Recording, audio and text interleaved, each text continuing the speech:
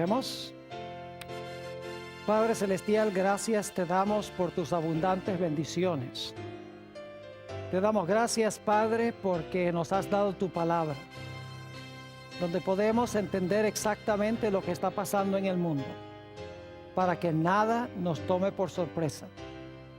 Pedimos al estudiar este tema tan importante que tu Espíritu Santo nos acompañe. Te pedimos que abras nuestras mentes y corazones para recibir la semilla de la verdad, para que pueda germinar, crecer y producir fruto para tu honra y tu gloria. Te lo pedimos en el precioso nombre de tu Hijo, Cristo Jesús. Amén. Nuevamente quiero saludar a todos los que están viendo este programa vía satélite, en la pantalla de televisión o donde quiera que se encuentren.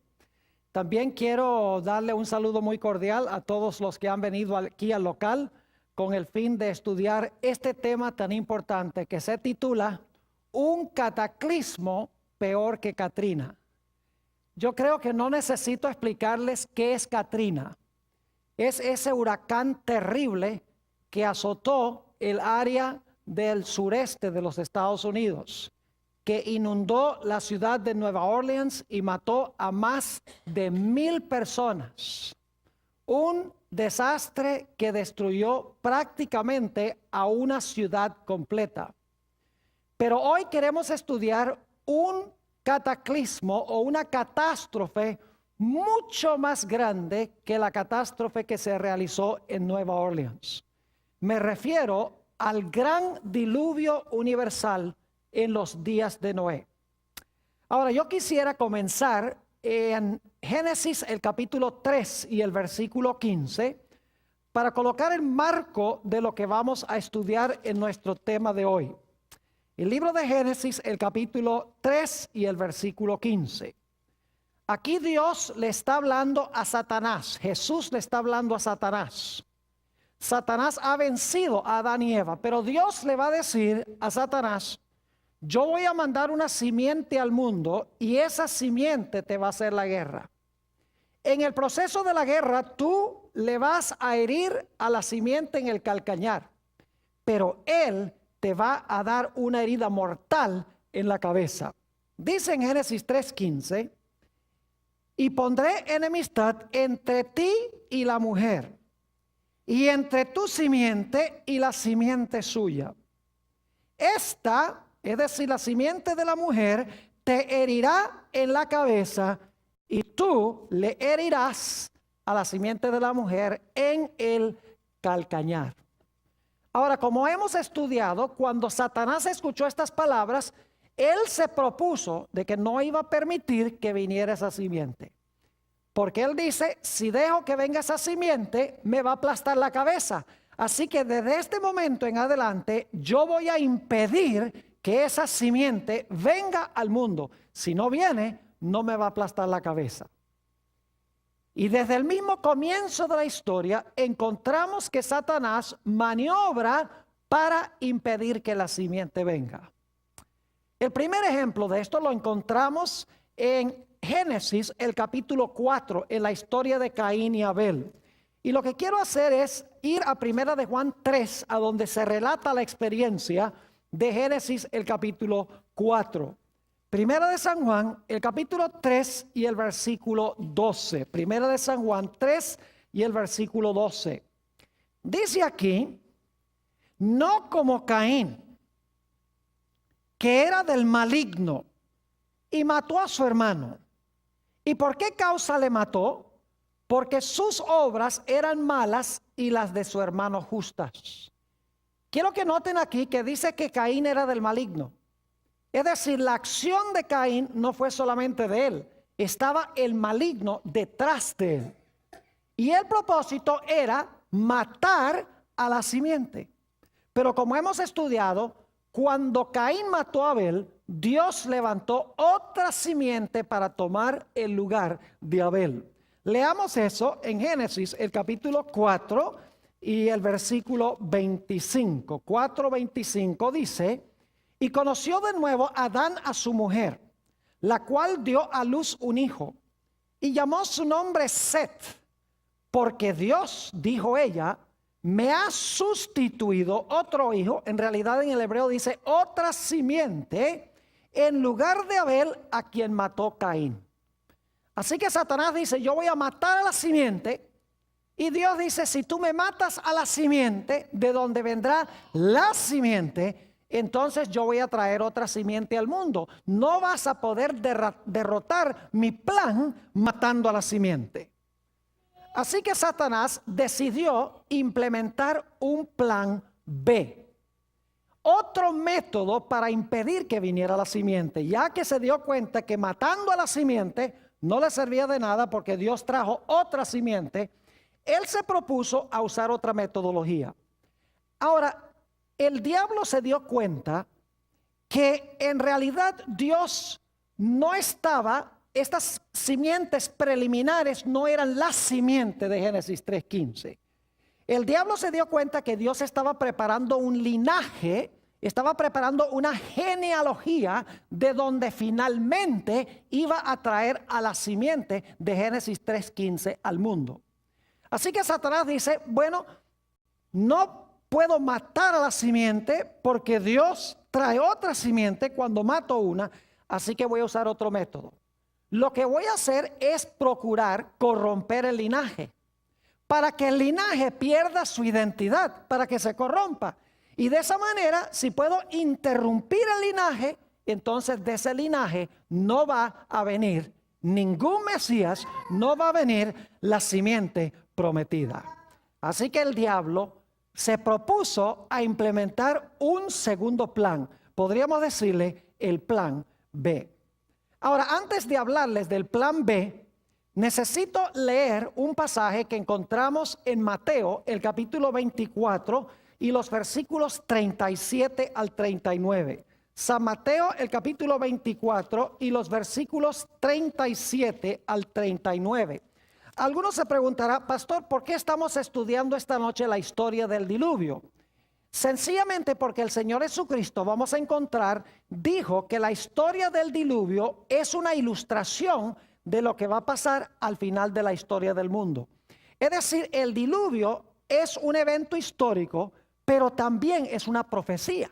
Si podemos entender lo que sucedió allá, vamos entonces a entender lo que va a suceder al final de la historia. Fíjense cómo Jesús enseñó esto en San Mateo 24 y el versículo 37. Mas como en los días de Noé, así será la venida del Hijo del Hombre. ¿Captaron eso? Como fue allá, así será. Versículo 38.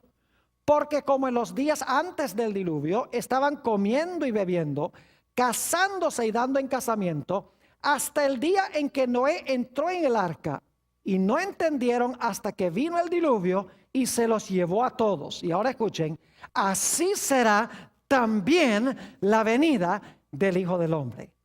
Es decir, el Señor Jesucristo declaró que lo que pasó en los días de Noé va a suceder de nuevo al final de la historia. Así que si entendemos lo que pasó allá, vamos a entender lo que va a pasar al final de la historia.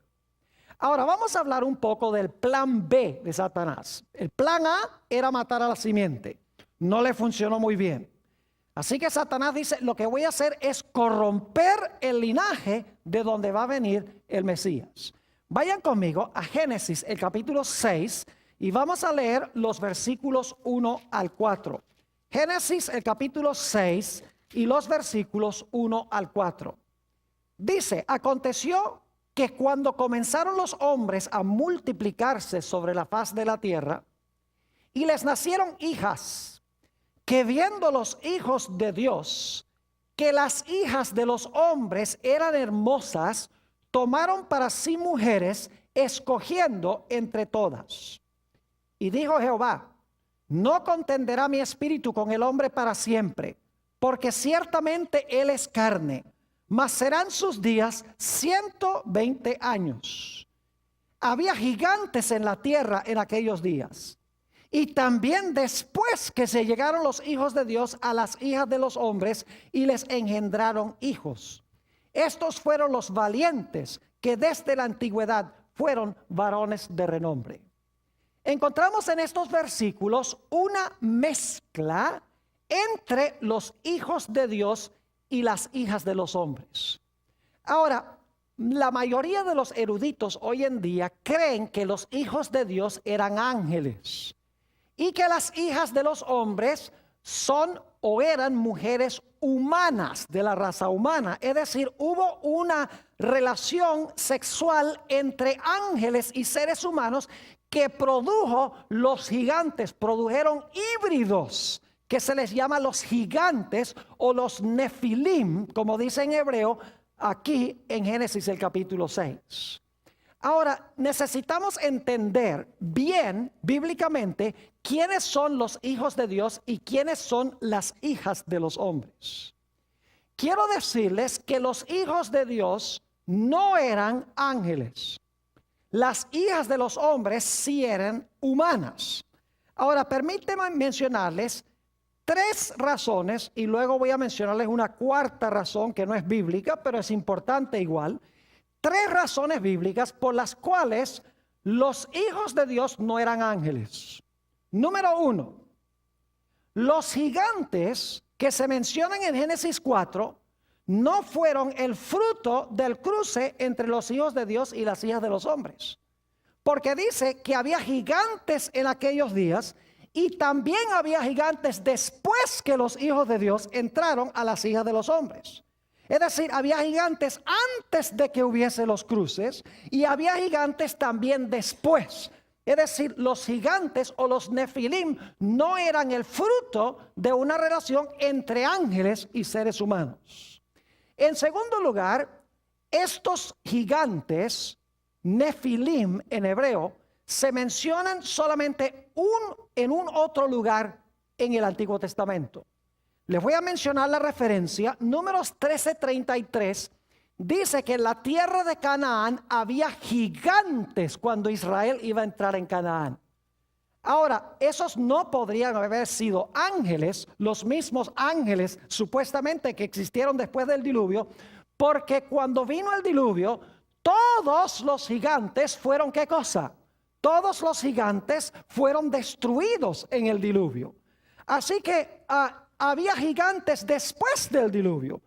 Los nefilim de Génesis 6 fueron destruidos en el diluvio. Así que no podemos decir que los gigantes eran ángeles o eran híbridos, el fruto de una mezcla entre ángeles y seres humanos. En ese caso tendríamos que decir que los gigantes en Canaán eran una combinación de ángel y ser humano. Pero en realidad sabemos que eran sencillamente gigantes humanos que había en Canaán que el pueblo de Israel tuvo que conquistar. La tercera razón por la cual encontramos que los hijos de Dios no eran ángeles es porque el Señor Jesucristo declaró que los ángeles no se casan ni se dan en casamiento. Es decir, los ángeles no contraen matrimonio.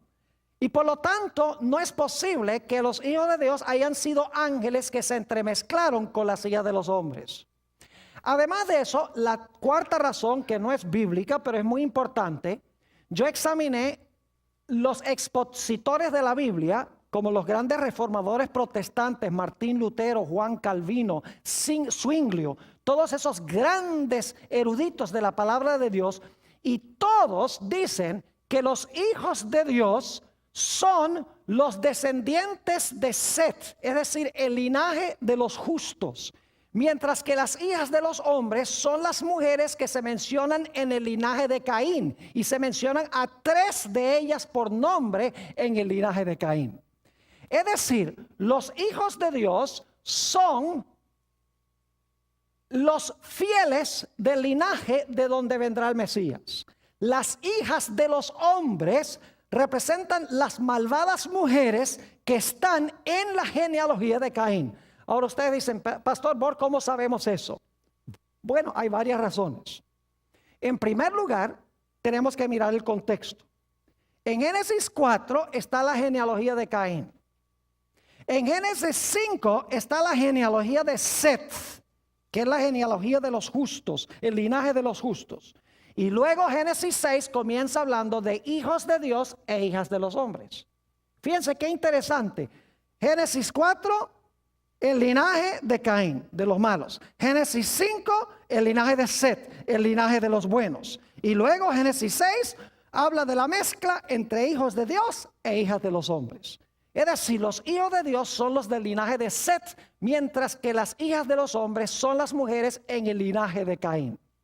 Además de eso, hemos visto que en el libro de Génesis se habla de dos simientes. Se habla de la simiente de Satanás y de la simiente de la mujer.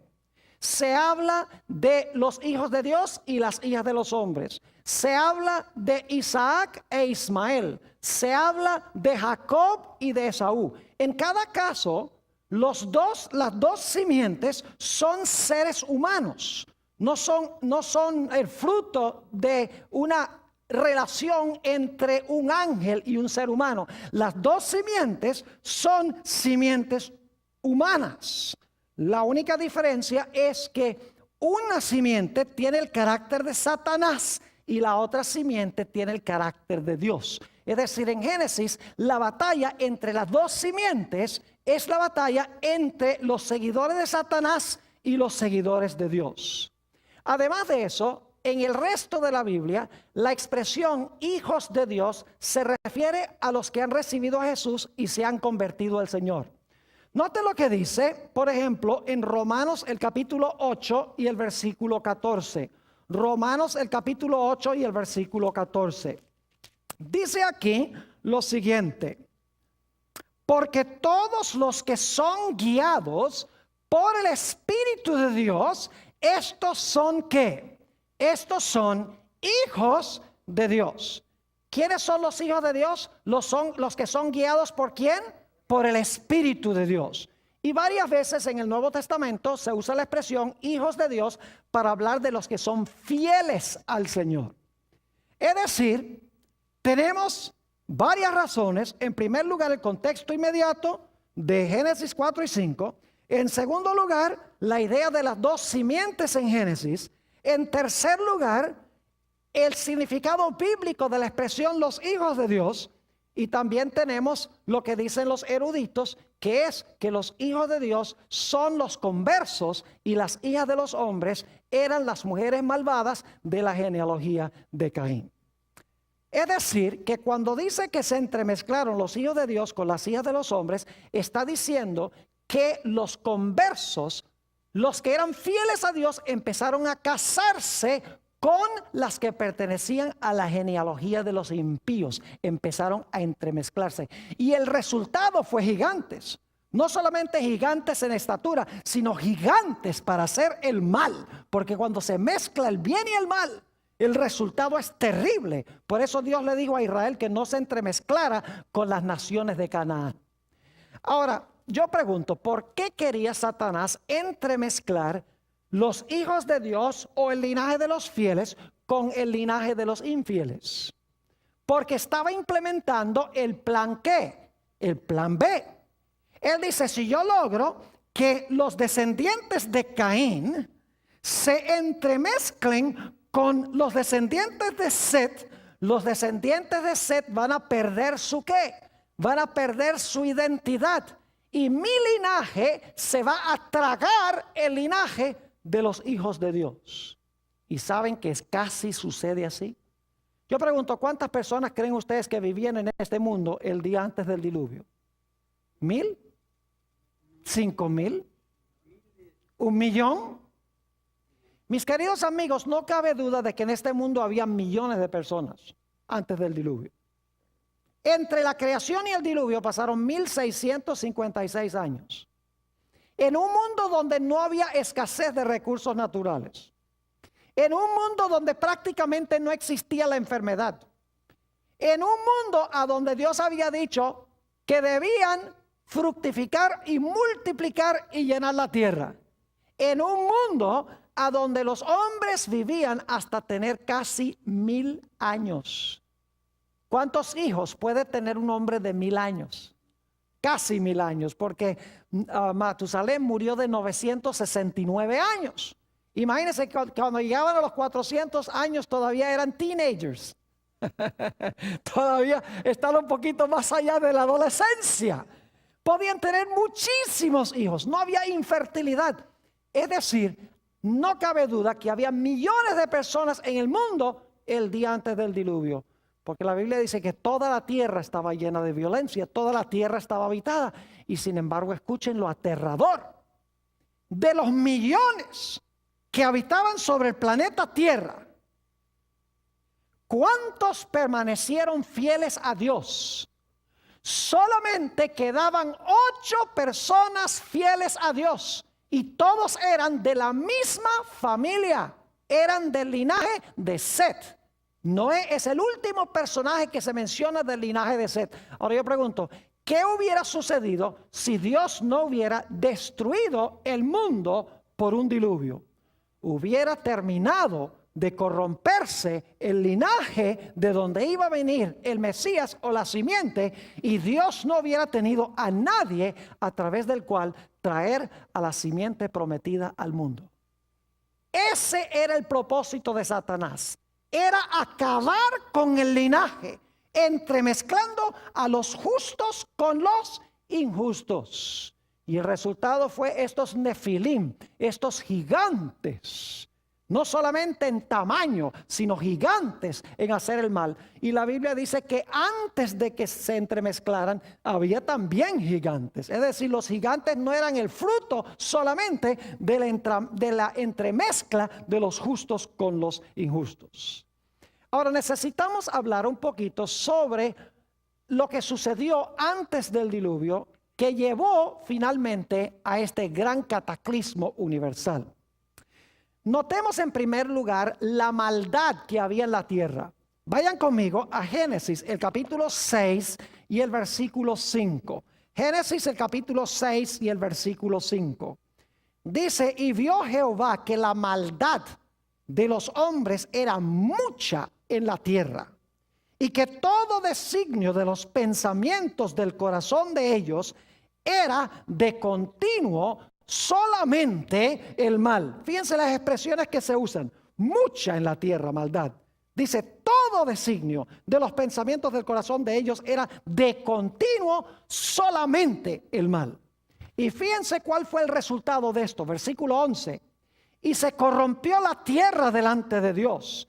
Y estaba la tierra llena de ¿qué? De violencia. Y miró Dios la tierra, he aquí que estaba corrompida, porque toda carne había corrompido su camino sobre la tierra. ¿En qué condición estaba la tierra antes del diluvio? Prácticamente, completamente ¿qué? Corrompida por el pecado y llena de violencia. Y por lo tanto Dios dice, yo voy a destruir al planeta Tierra. Pero Dios nunca destruye una civilización sin primero enviar un mensaje de advertencia. Y por lo tanto Dios levantó a un hombre llamado Noé para proclamar su mensaje de advertencia a ese mundo, de que iba a ser destruido por la iniquidad que ellos tenían. Quiero que noten lo que dice en 2 de Pedro, el capítulo 2 y el versículo 5 sobre este predicador. Segunda de San Pedro, el capítulo 2 y el versículo 5.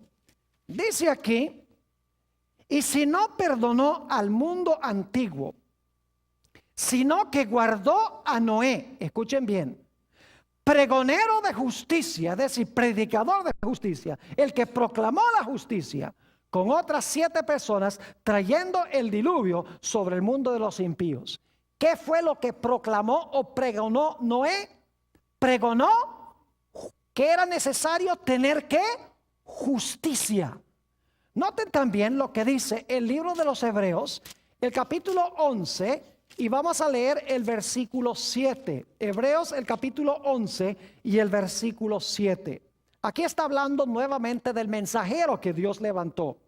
Dice, por la fe Noé, cuando fue advertido por Dios acerca de cosas que aún no se veían, con temor preparó el arca en que su casa se salvase, y por esa fe condenó al mundo y fue hecho heredero de la justicia que viene por la fe. ¿Qué hizo Noé? Noé predicó y también ¿qué? Y construyó.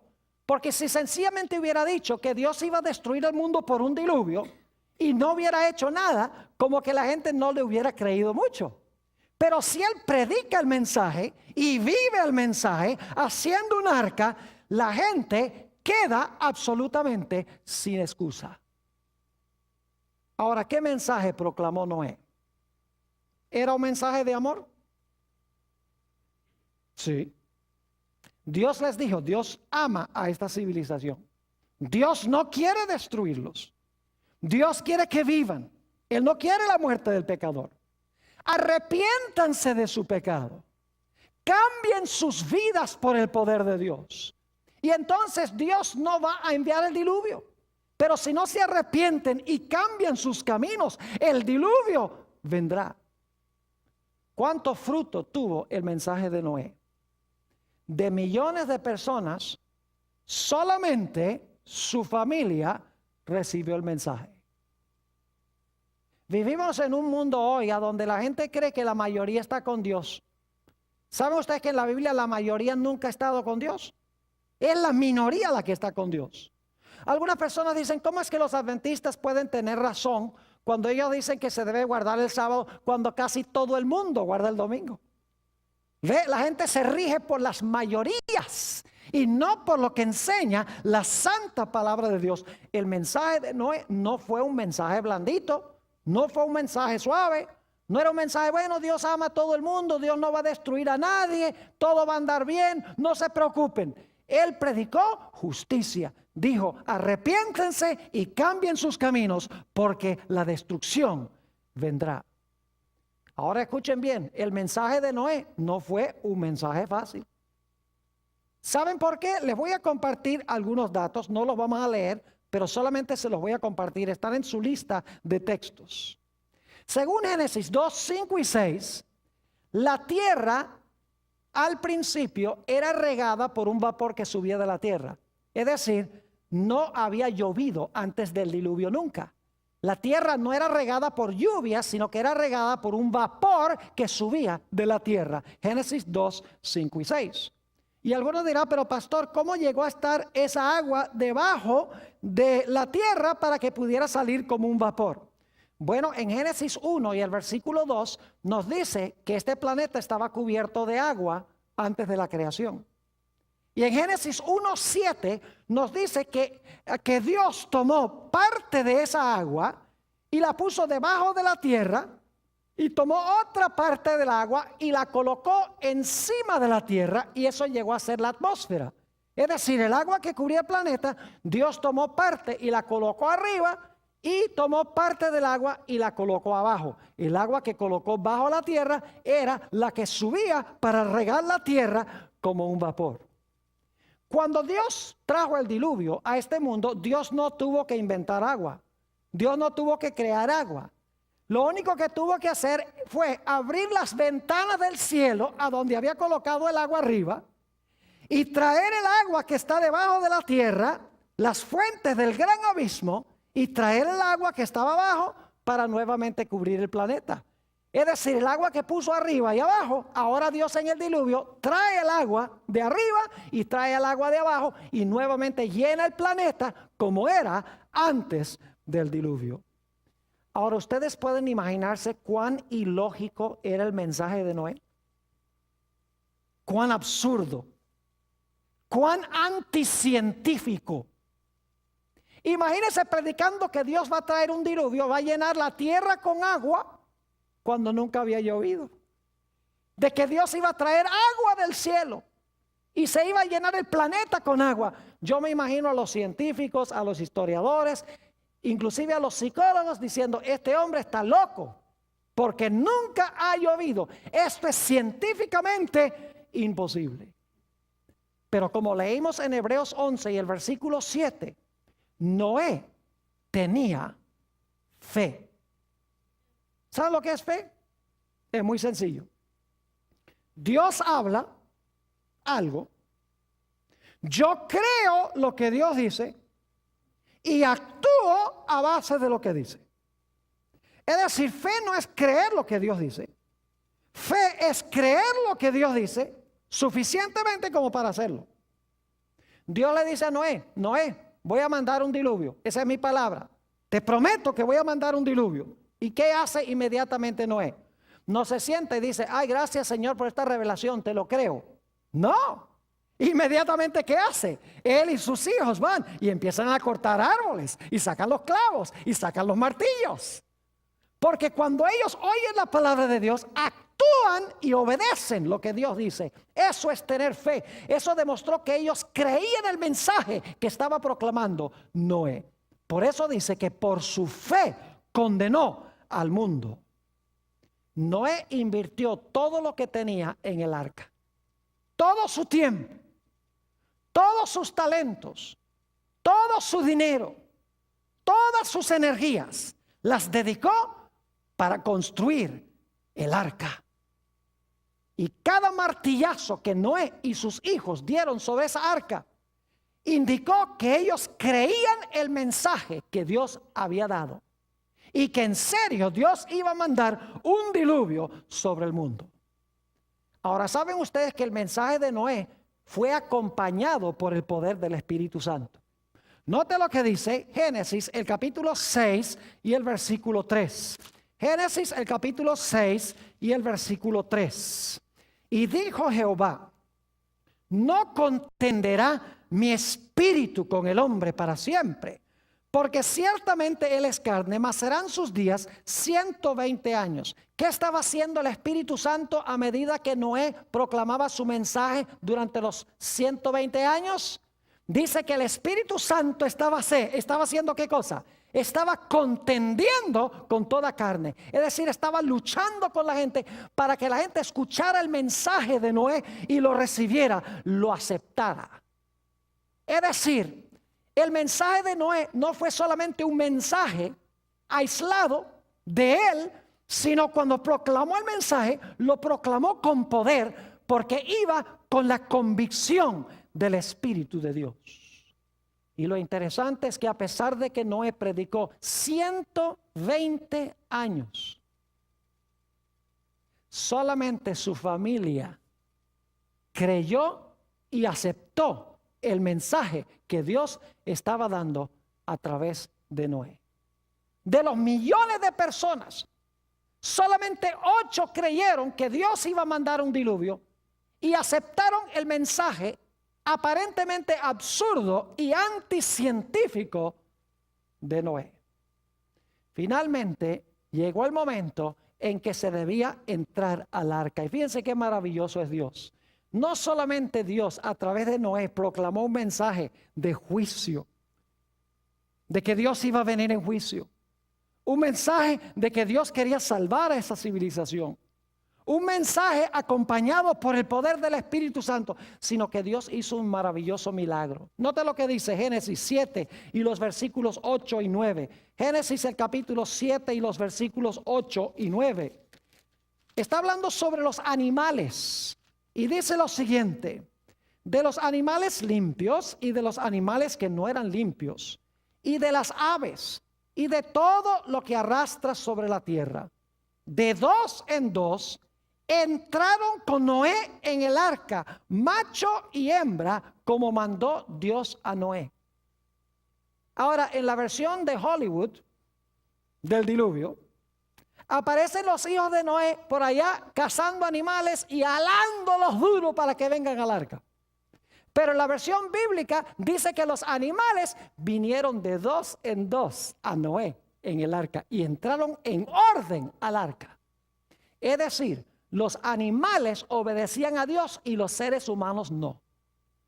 Dios estaba diciendo que los seres humanos habían caído a un nivel subanimal, porque los animales escuchaban a Dios, mientras que los seres humanos tenían la conciencia casi completamente cauterizada, con la excepción de Noé y de su familia.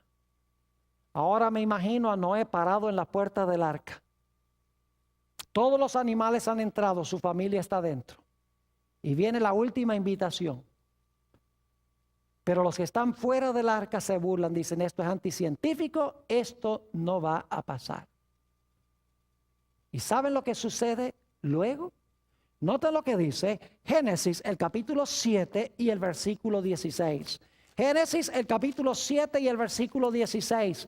Ya cuando se ha presentado el mensaje, los animales han entrado, sucede algo solemne. Dice allí en el versículo 16, y los que vinieron, noten los que vinieron, no los fueron a buscar, los que vinieron, macho y hembra de toda carne vinieron, como le había mandado Dios. Y ahora escuchen, y Jehová le ¿qué? Y Jehová le cerró la puerta. Y apenas se cerró la puerta, empezó a llover.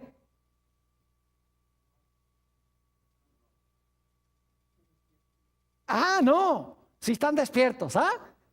Y los que están viendo vía satélite, están despiertos. Empezó a llover el momento que se cerró la puerta.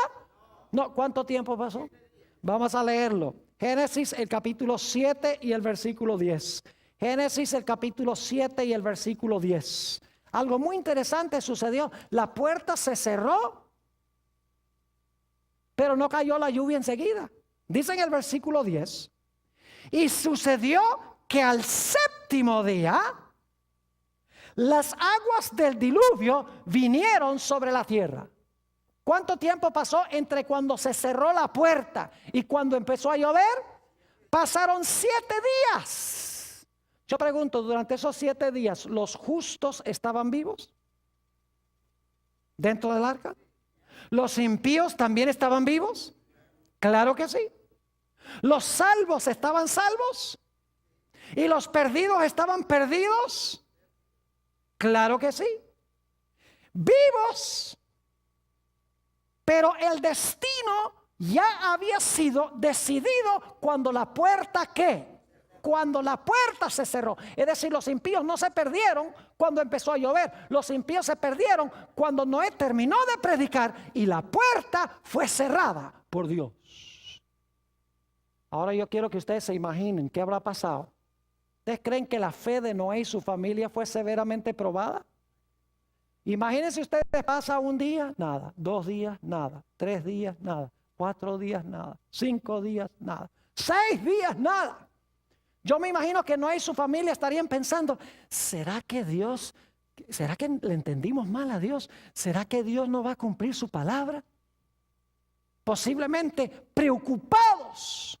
Es decir, su fe fue severamente probada. ¿Cómo creen ustedes que reaccionaron los que estaban afuera?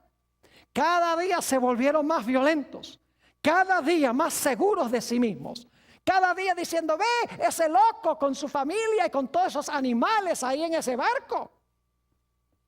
Y cada día se volvieron peores y peores los de afuera, gritándole a los de adentro, y los de adentro preocupados porque no sucedía nada. Es decir, la fe de Noé y su familia fue severamente probada. Pasaron por un tiempo de angustia, podríamos decir, antes de que viniera la destrucción, después que se cerró la puerta. Pero luego entonces pasó lo que había sido profetizado. Génesis, el capítulo 7 y el versículo 11. Génesis, el capítulo 7 y el versículo 11. El año 600 de la vida de Noé, en el mes segundo, a los 17 días del mes, aquel día fueron rotas todas las fuentes del grande abismo y las cataratas de los cielos fueron abiertas.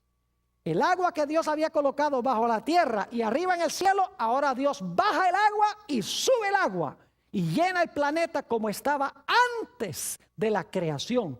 Es decir, el mundo vuelve a la condición en la cual se encontraba antes de la creación. ¿Sabe lo que es interesante? El Antiguo Testamento usa una palabra especial para el diluvio en los días de Noé. No lo usa para ningún otro diluvio en el Antiguo Testamento. Solo para el diluvio en los días de Noé. La palabra es la palabra Mabul. Hay muchas palabras en el Antiguo Testamento hebreo que hablan de un diluvio, pero este diluvio tiene una palabra especial. Y lo mismo el diluvio en el Nuevo Testamento. El diluvio en los días de Noé, en el Nuevo Testamento se usa la palabra cataclismos. El único diluvio en el Nuevo Testamento que usa esa palabra. Todos los otros diluvios que se mencionan en el Nuevo Testamento usan la palabra pótamos. Solo para el diluvio en los días de Noé se usa la palabra cataclismos. Es decir, fue una catástrofe global. Ahora, yo no sé si debo hacer esto, pero algunos eruditos hoy en día dicen que este diluvio fue un diluvio local en el valle de Mesopotamia.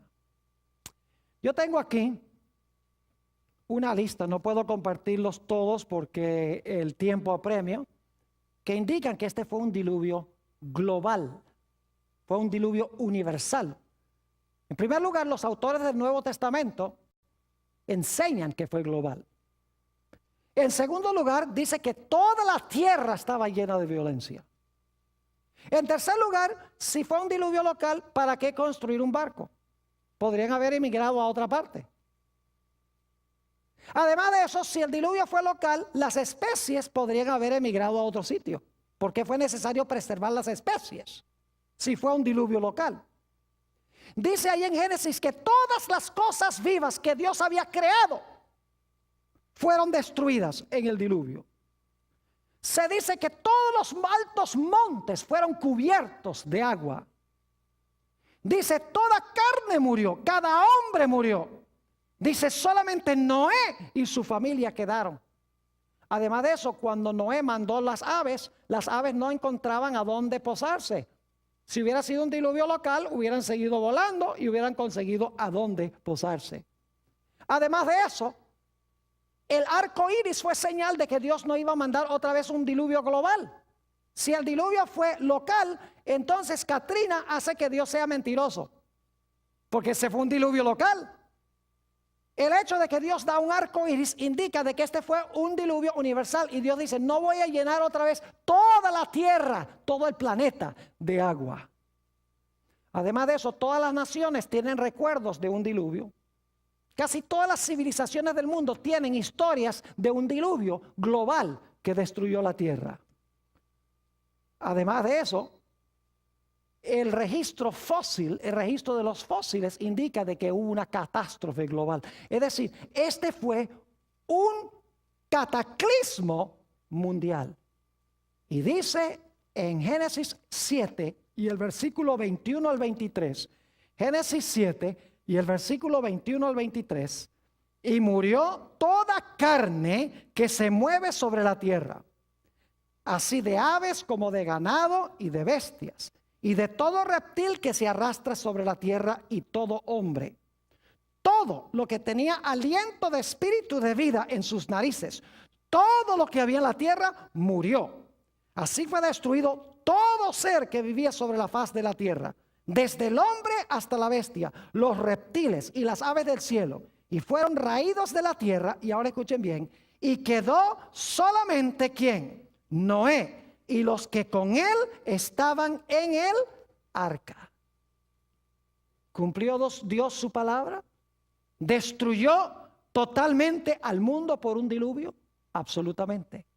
Ahora yo pregunto, ¿dónde estaba Satanás durante el diluvio?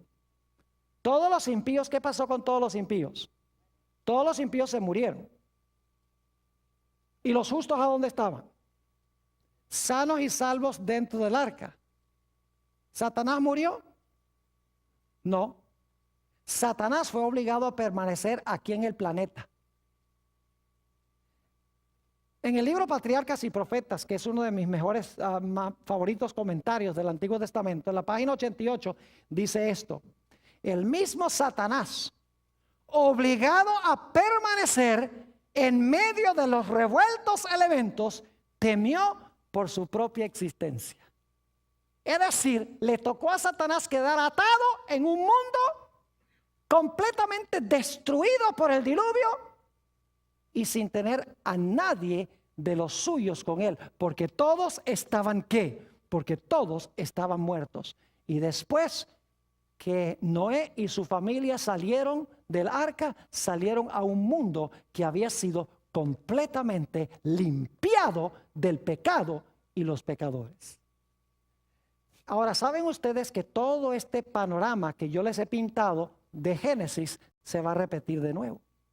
Ahora, no tenemos tiempo de hacer todos los paralelos, pero les voy a mencionar los versículos y las ideas para que ustedes lo estudien más detenidamente con la lista de textos que han recibido. Vayan conmigo a Mateo, el capítulo 24, y vamos a leer de nuevo el versículo 37 al 39. Mateo 24 y el versículo 37 hasta el versículo 39. Dice: mas como en los días de Noé, así será la venida del Hijo del Hombre. Ahora escuchen esto. Porque como en los días antes del diluvio, estaban comiendo y bebiendo, casándose y dando en casamiento. Ahora escuchen, hasta el día que Noé entró en el arca. Ahí está el primer hasta que entró en el arca. Versículo 39. Y no entendieron hasta que vino el diluvio. Un segundo hasta. Yo no sé si ustedes captaron algo interesante allí. Dice que estaban comiendo y bebiendo, casándose y dándose en casamiento, hasta el día que Noé, ¿qué? Entró en el arca. Y no entendieron o no conocieron hasta que, ¿qué? Que vino el diluvio. ¿Cuánto tiempo pasó entre cuando entraron al arca y cuando vino el diluvio? 7 días. Y durante ese periodo ellos no entendieron o no conocieron que estaban, ¿qué? No conocieron o no entendieron que estaban perdidos. Es decir, Jesús dice que comían, bebían, plantaban, edificaban hasta que entraron en el arca, hasta que no entró en el arca. No conocieron hasta que vino el diluvio que estaban, ¿qué? Perdidos. Y luego Jesús dice: así será también la venida del Hijo del Hombre. Entonces yo pregunto, ¿lo que pasó en los días de Noé va a pasar de nuevo? Inclusive el hecho de que se va a cerrar la puerta y va a pasar un tiempo en que los perdidos no saben que están perdidos antes de que venga la destrucción. Claro que sí. Ahora vamos a hacer rápidamente el paralelo con lo que va a pasar al final de la historia. Yo pregunto, ¿Dios nos dice a nosotros hoy que no nos unamos en yugo desigual con los incrédulos? Lo que estaban haciendo antes del diluvio, estaban entremezclándose los fieles con los infieles, los hijos de Dios con las hijas de los hombres. Dios dice: no os unáis en ¿qué? En yugo desigual con los incrédulos. ¿Qué pasa cuando nos unimos en yugo desigual con los incrédulos? Los que creen no se ganan a los que no creen, sino que los que no creen arrastran a los que creen. Y Satanás quiere al final de la historia que los justos se entremezclen con las costumbres de los injustos y con las costumbres del mundo, para que el pueblo de Dios pierda su identidad. Y como en los días de Noé, no quede nadie del lado de Dios. El diablo está haciendo lo mismo. Yo pregunto, ¿el mundo al final de la historia va a estar en una condición muy semejante a la condición en que estaba en los días de Noé? Lean el catálogo de pecados que se mencionan en Segunda de Timoteo. Segunda de Timoteo, el capítulo 3. Y lo voy a leer rápidamente. Segunda de Timoteo, el capítulo 3. Y empezando en el versículo 1. También debes saber esto, que en los postreros días, fíjense, los postreros días vendrán tiempos peligrosos.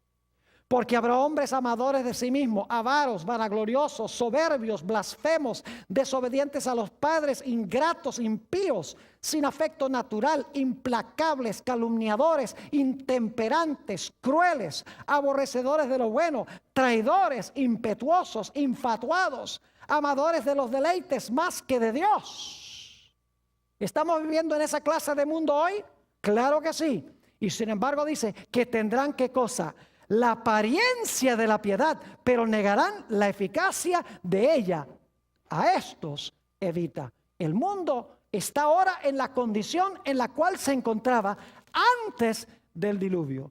Yo pregunto, ¿Dios va a venir a destruir este mundo como lo hizo en los días de Noé? Claro que sí. ¿Pero va a destruir el mundo sin antes dar un mensaje de advertencia? No. Ustedes pueden leer ese mensaje de advertencia en Apocalipsis el capítulo 14, donde desciende un ángel del cielo que tiene el evangelio eterno para predicarlo a los que moran en la tierra, a toda nación, tribu, lengua y pueblo. Y que dice en alta voz: temed a Dios y dadle gloria, porque ¿qué? Porque la hora de su juicio ha llegado. Y adorad a aquel que hizo el cielo, la tierra, el mar y las fuentes de las aguas.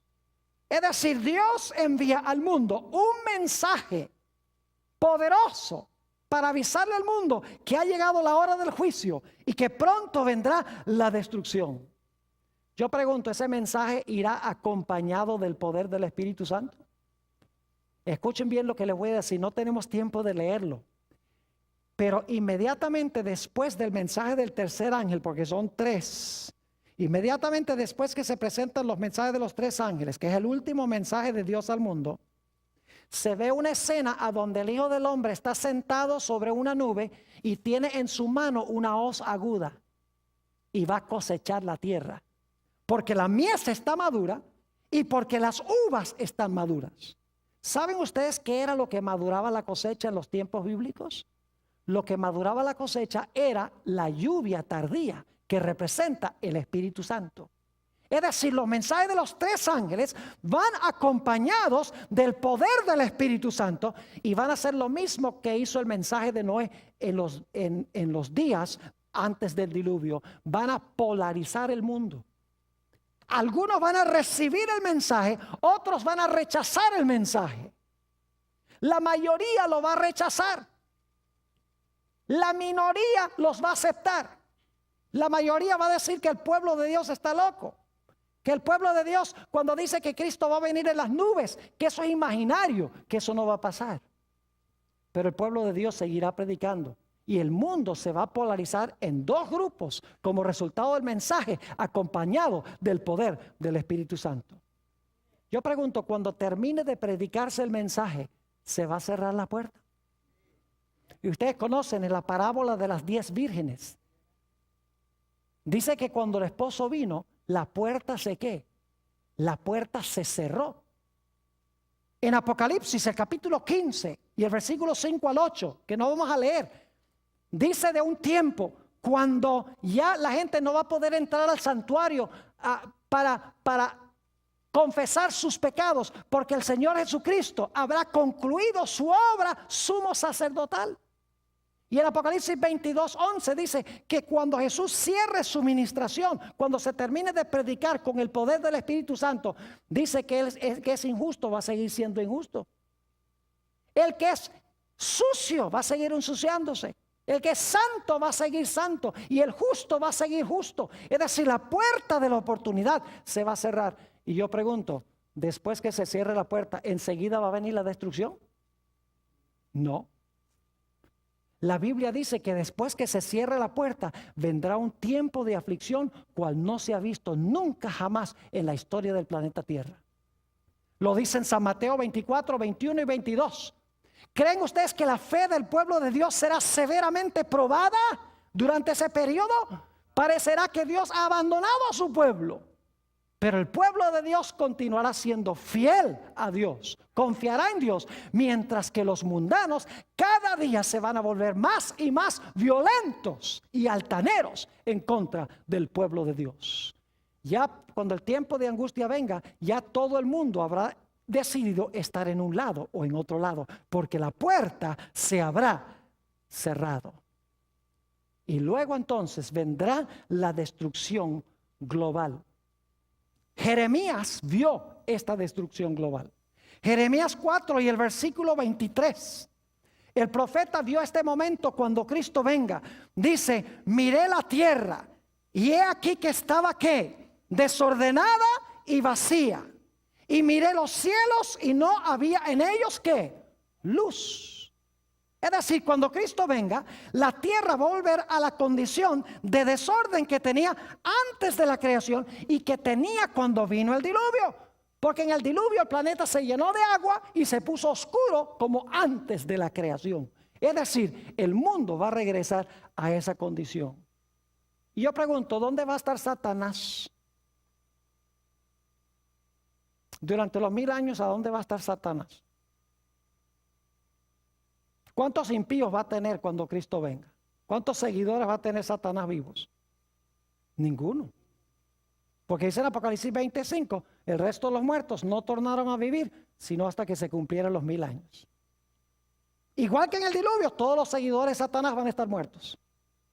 Y Satanás va a ser atado a este mundo. Dice que se va a ser encadenado en Apocalipsis el capítulo 20 y el versículo 1 al 3. Va a estar vivo aquí con sus ángeles. Los impíos van a estar todos, ¿qué? Todos muertos. Y los justos van a estar con Jesús en la patria celestial. Y así como vino agua del cielo y agua de debajo de la tierra.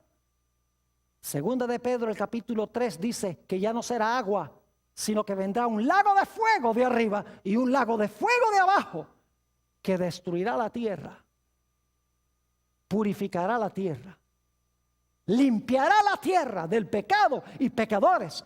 Y entonces Dios hará un cielo nuevo y una tierra nueva a donde habita la justicia. ¿Qué debemos hacer en preparación? Ustedes tienen los versículos, solamente resumo.